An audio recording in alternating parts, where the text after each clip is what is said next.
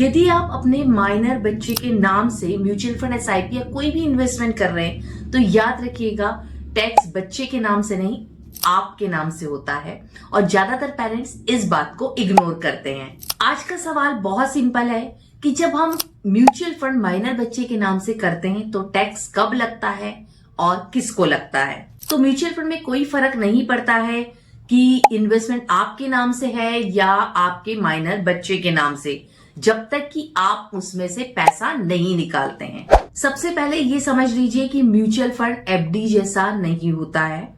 और दूसरी बात कि यदि माइनर बच्चे के नाम से कोई भी इन्वेस्टमेंट कीजिए उसका गेन पेरेंट्स की इनकम में जुड़ता है, माइनर बच्चे को कोई टैक्स नहीं दिखता है। म्यूचुअल फंड के टैक्स कैलकुलेशन एफडी से डिफरेंट होते हैं।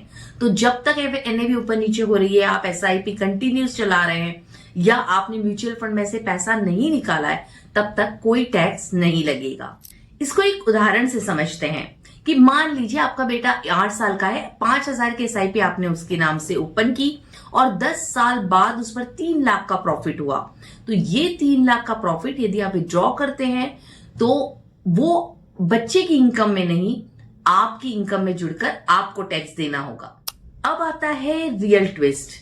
इनकम टैक्स का रूल कहता है कि अगर बच्चे की एज 18 ईयर से कम है तो उसके गेन को पेरेंट्स की इनकम में ऐड करते हैं, जिसे क्लबिंग ऑफ इनकम रूल कहते हैं।